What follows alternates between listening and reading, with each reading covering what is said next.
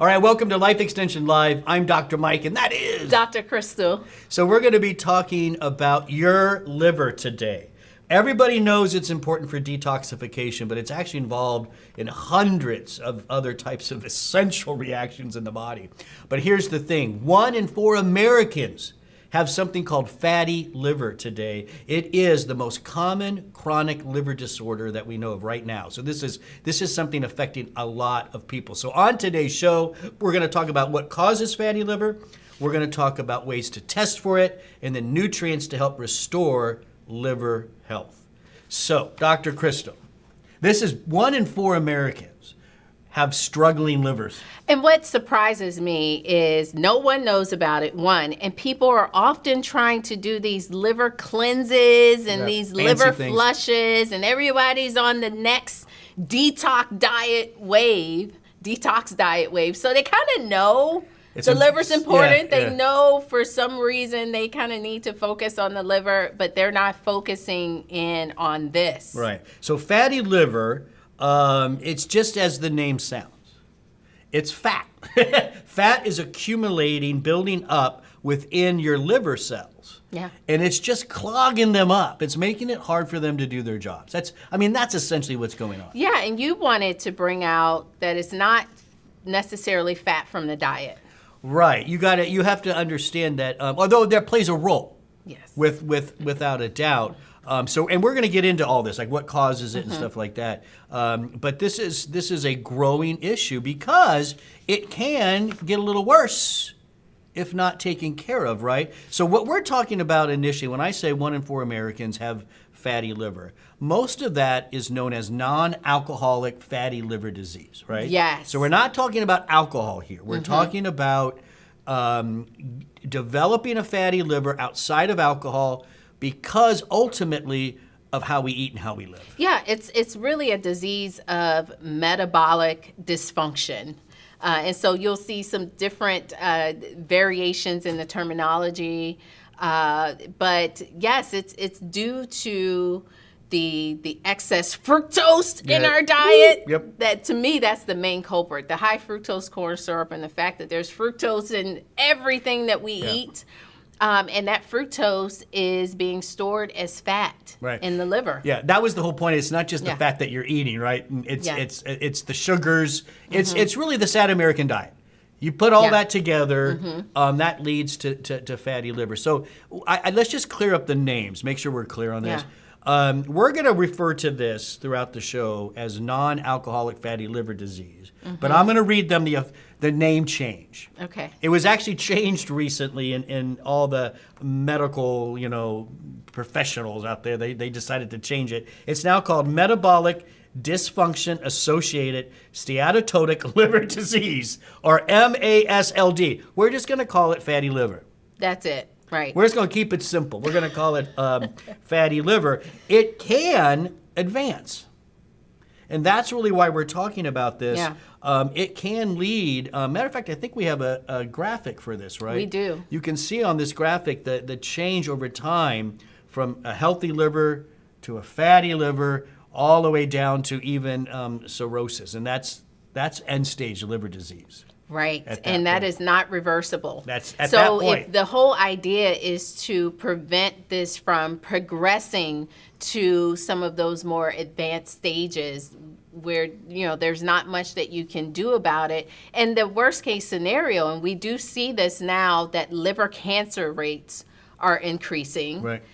Due to the fatty liver that is either diagnosed too late, and now you're having symptoms, because we'll talk about this. There are no symptoms. That's one of the things about it. It makes it tough, right? And so you are diagnosed when it's more advanced. And so we are trying to encourage you and let you know, hey, this is something that many people are walking around dealing with. And not even knowing it. 75% of people in the U.S. Not even dealing knowing with the fatty liver. But the good news is there's stuff we can do about it in those early stages. Right. It is reversible. That's right. At the end of the day. So let's really focus a lot on that. But before we do, what causes fatty liver? I mean, let's first talk about the metabolic syndrome.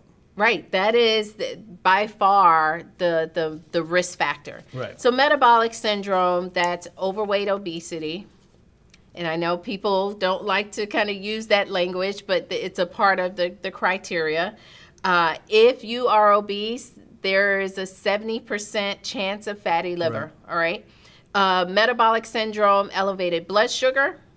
There is the elevated triglycerides with low HDL, elevated blood pressure, and increased waist circumference. Right. I know you're going to get that blood pressure. Yeah. It was stuck on your tongue. Yeah. So those are the parts of metabolic syndrome, and unfortunately, lots of people are walking around with this stuff. Right. Right, and that's really where you're going to get fatty liver. There are microbiome changes to all this. It seems like we keep coming back to the microbiome a lot now. Well, isn't it? They're going to have to watch our gut health show. Yeah, we just did a whole gut health show on this. But overuse of antibiotics, honestly, overuse a lot of your over-the-counter pain relievers like your aspirins, your ibuprofens, all of that is having an effect on the microbiome. And we now know the microbiome has a connection to the liver. Yes, that microbiome, when you have this dysbiosis, then that can lead to intestinal permeability. When that happens, you have some pathogenic bacteria, some of their byproducts that's now going straight to the liver. Because remember, the gut, your digestive tract or the small intestines, goes straight to the liver. Contents that you eat go to the liver first. That first pass effect. Yes, and then that leaky gut, you're getting things that's now going to the liver that normally would be that gut barrier would keep in the gut. So again, we're going to talk about, because one of the questions people ask a lot is, well, how do I know? Like, how do I know I'm struggling here? How do I know my liver is struggling? What are those symptoms? Well, that's the problem. In most cases, it's like blood pressure. It's silent. It's the silent epidemic. Yeah, that's right. That's what we're calling it, the silent epidemic. Now, there is some new research that is showing fatigue might be an earlier sign of fatty liver, but of course that's so vague. Yeah. It's hard to know. So if you're feeling fatigued and tired and you've gone through all kinds of different maybe treatments for that and nothing's working, maybe it's time to check the liver. But for the most part, there's nothing. There's nothing, but there are obviously, most people have a routine CBC chemistry test, your lipids, that's tested yearly with your general practitioner. And that can give you a clue, because most of those labs, they will test your liver enzymes. And the liver enzymes, that's a sign that liver tissue, those liver cells are breaking down. Right. And when you see the elevated enzymes, then that's a clue that something's going on. When you couple that to some of those metabolic syndrome risk factors, if you have diabetes, or if you're diabetic, you are dealing with obesity, and you have an elevated liver enzyme ALT, there's a 97% chance that you have fatty liver. Right. And so your doctor is going to be able to look at the whole picture, right? They're going to look at your risk factors for metabolic syndrome. They're going to draw your blood, check out your liver function. And even at some point, I don't know, I think we are going to talk about that, ultrasound can even actually help to diagnose that. Now, you have your doctor, let them do their job. They're going to want to rule out some stuff. Right? They're going to, when they see all this, they are going to ask you about your alcohol drinking. That's just normal. But again, we're talking about non-alcoholic fatty disease. So if you're following the basic recommendations for alcohol, which is a couple drinks a day, basically, let's keep it simple, you're probably okay, right? They're gonna want to look at, is this a virus? The hepatitis viruses. Could this be autoimmune disease? And there's even some rare ones down the line. Here you're talking about just if you have elevated liver enzymes on a lab. They're going to want to rule out a bunch of this other stuff before they're going to say, oh, yeah, this is just non-alcoholic fatty liver disease. So just be prepared for that when you're at your doctor's. But then, the ultimate diagnosis for this is going to be an ultrasound and a biopsy. They're going to take a little piece, and they're going to look at it, and they're going to go, fat. Yes. But before you get to that point, and if this is something that you're thinking, oh goodness, I have some of those risk factors. Do I have fatty liver? Ask your doctor. They can plug in some of your some of these risk factors into this little algorithm that can give you a score, right, which will, before you get to the biopsy, don't let the doctor do that first. I'll tell you, they won't. And as a matter of fact, in many cases, if everything comes together, you get a high score for this. You got those metabolic risk factors. You have some elevated, and a radiologist can see. You can actually see a fatty liver. With the ultrasound. They're not doing that many biopsies. Yeah. So but we have to give you the information. That is the gold standard. Would be ultrasound biopsy, but you probably won't get to that stage. Yeah. There's no need for it. As a matter of fact, most doctors, and this is my approach, Dr. Crystal, would be, all right, I think this is fatty liver. Let's work on it. And then let's repeat some of this stuff and let's see if it's working. Yep. That's really the most important thing. And so I'm actually, I think I have some pictures of a fatty liver on ultrasound. So we can show that. So you'll see a normal one, and then you'll see a fatty liver. And you can see the difference in texture and what it looks like under ultrasound. And you tell me which one looks like a liver that's functioning right. at peak performance. And one that's a little clunkish. and just think about the role of the liver. I like to focus on the liver for detox. I think that motivates a lot of people to say, hey, I think I should not have a fatty liver because I need my liver detoxing everything that it's encountering from the outside world. But here is the good news. So a lot of people are asking, okay, does it go away? What can I do about it? And the answer is it can go away. It's one of the most, the liver is one of the most impressive organs. It is resilient. It can take a hit, but it wants to repair. It wants to get rid of that fat. And the good news is it can go away. We just want some pretty simple changes. Very simple lifestyle changes. So let's get into that. Let's get into what you can do if you have been diagnosed with non-alcoholic fatty liver disease or you're suspecting it, what have you. Let's first talk about diet. Yeah, what should you be eating? All roads lead for me to the Mediterranean diet by far. 100%. It's the diet me that too. shows Why would you say to for help me? with.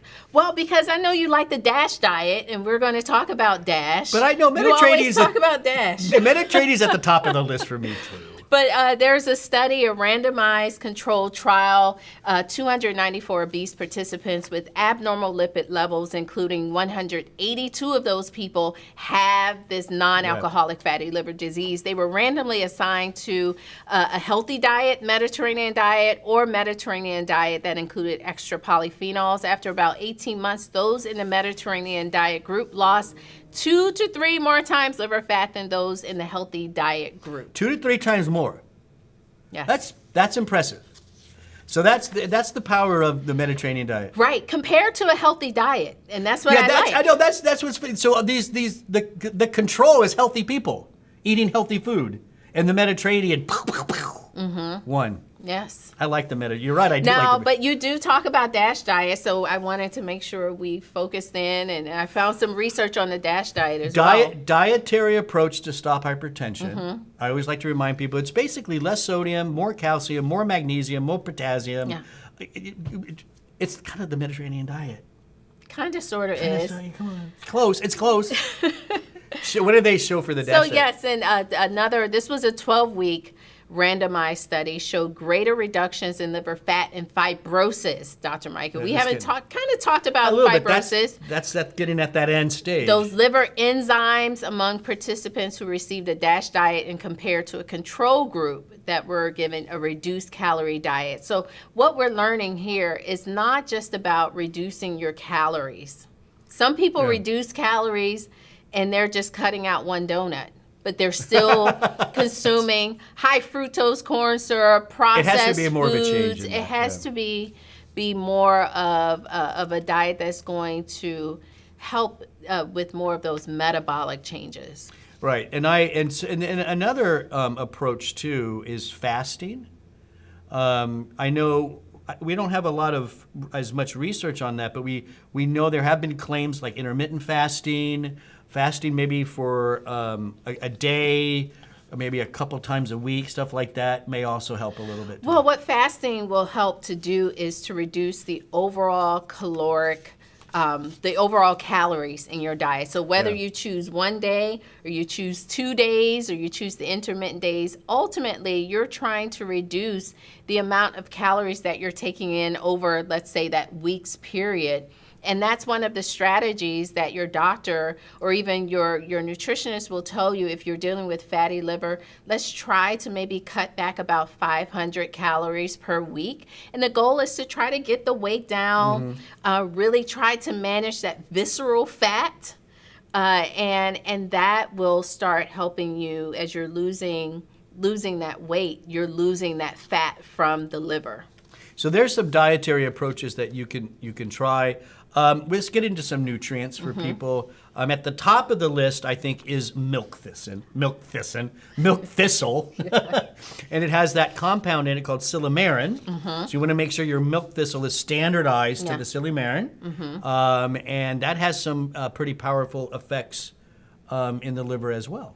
Yes, and so there's a study with NASH patients. So these NASH patients, these are individuals with fatty liver, but this fatty liver is now inflamed. It's a little worse. Maybe there's some fibrosis there. And so in these patients, a study with 700 milligrams of silymarin 3 times a day, 22.4% of liver biopsies showed reduced fibrosis versus 6% in the placebo group. So we are seeing that silymarin or that milk thistle can help to reduce that fibrosis in the liver. I think that's pretty impressive. I like milk thistle.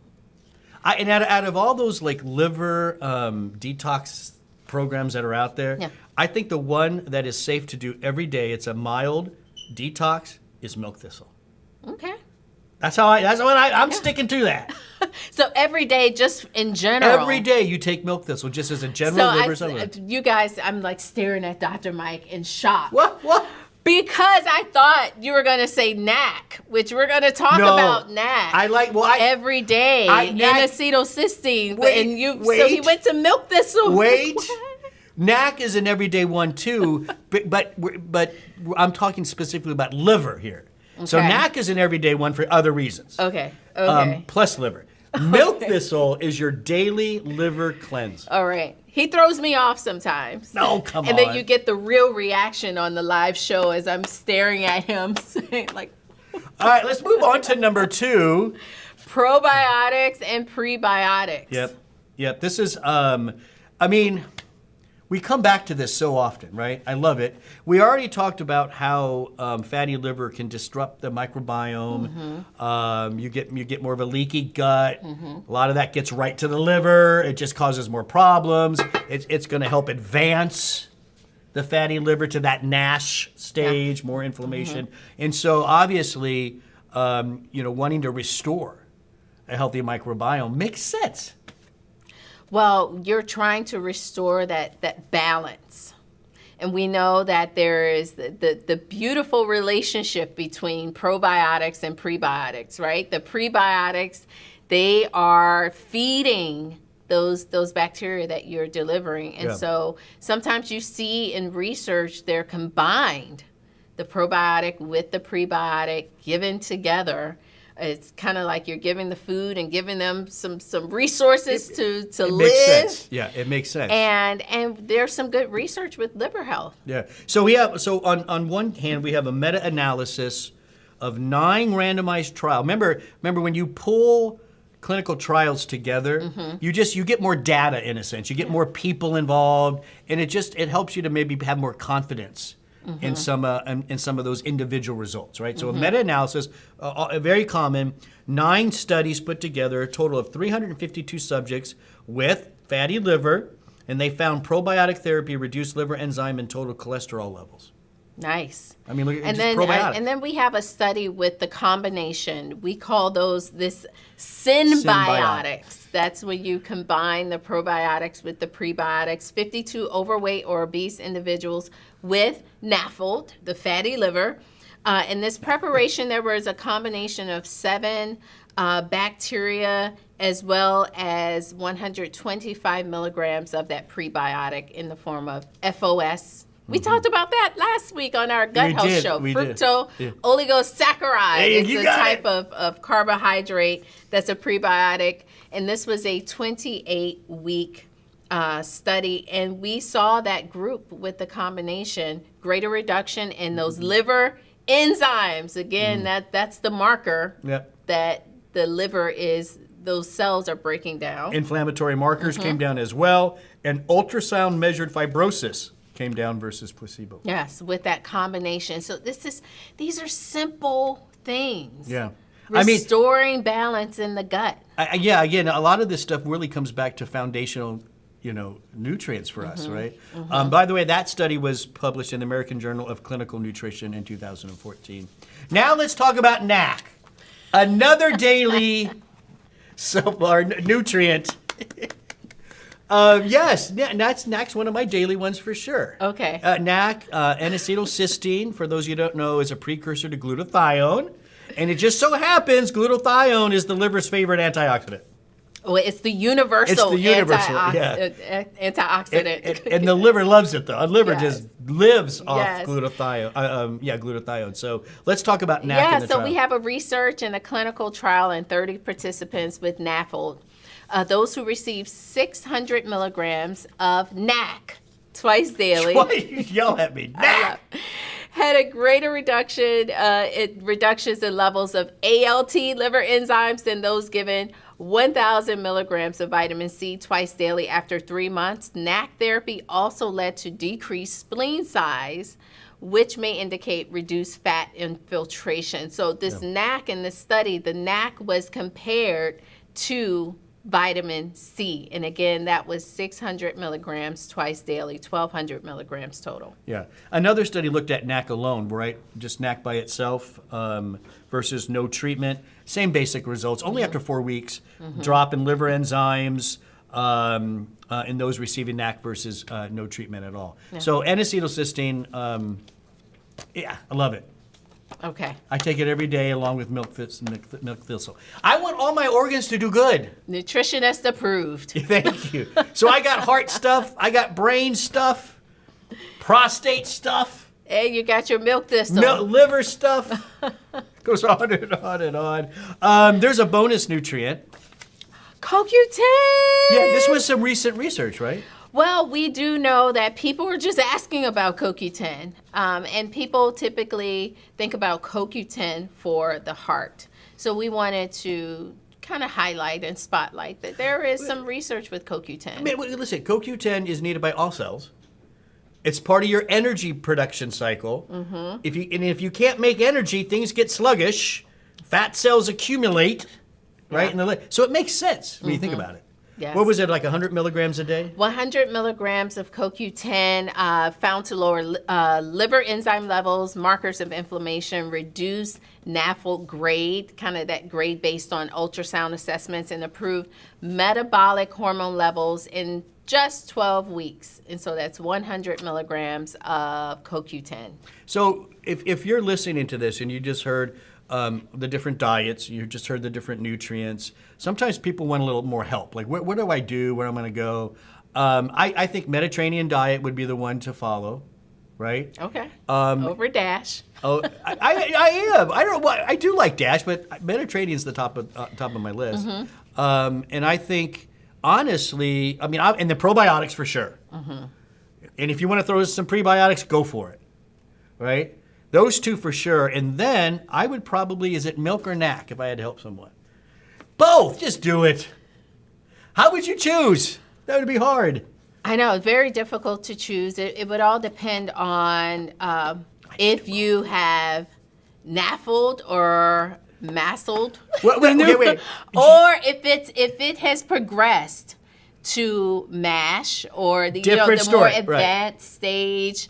You need both. You need both, or zero in on that milk thistle. Yeah. And that was, I think that one study, 700 milligrams 3 times a day. Okay. Whew! That was a lot. And then there's more breaking news. Yes. Yeah. Now it's kind of weird because you have to be a little. Well, let me just say what the breaking news is. It's aspirin. Baby aspirin. Baby right? aspirin. Which makes me feel better because the larger adult aspirin can cause problems. But a baby aspirin has been recently shown in the Journal of the American Medical Association to help out with fatty liver. A little baby aspirin every day. Who knew? We do. Make sure it's enteric coated. Yeah, enteric for sure. Yeah, for sure. Enteric coated. So let's just back it up real quick. Fatty liver, 1 in 4 Americans. 75% of people in the U.S. And if not taken care of, it can progress. And it can progress to pretty bad stages of liver function. Well, we're seeing that it's up there. I think the number 2 cause of liver transplants. See, it's all so it's happening. Yeah. Because it's the silent epidemic. Silent epidemic. So make sure have a conversation with your doctor about this. If you have some of those risk factors in the metabolic syndrome, maybe you've already noticed because you do annual lab testing that your doctor said, your liver enzymes are a little up, but not so much that they were that concerned, but a little high. I mean, maybe it's time to really sit down and talk about fatty liver. Maybe finally get that ultrasound. Yeah. Right? But good news, don't forget, it's all reversible with diet and good nutrition. Woo! That's a lot. If you want to learn even more, right, you go to lifeextension.com/fatty-liver. That's a protocol that Life Extension has put together. You think this was a lot. Those protocols are fantastic. They go through so much of the research. In these shows, we're just touching on little Sprinkles. points. Yeah, little sprinkling here and there. The protocol is really where you can dive in. You can share that information with your doctor. You can. I would print it or email it, share it with the doctor. The studies that we're going over, many of them are in the protocol, so you can find the references. It's all there. And it's all there. Lifeextension.com/fatty-liver. And then while you're there, you can shop around and use the discount code LELIVE for 10% off $50 or more, plus free shipping and handling. That's all at lifeextension.com/fatty-liver. And don't forget, we go live every Wednesday. 12 noon. 12 noon Eastern time. If you watch us on Facebook, click interested. If you watch us on YouTube and Twitter, go ahead and follow so you never miss a show. We go live every Wednesday, 12 noon Eastern time. I'm Dr. Mike. That's Dr. Crystal. Thanks for watching, and we'll see you next time.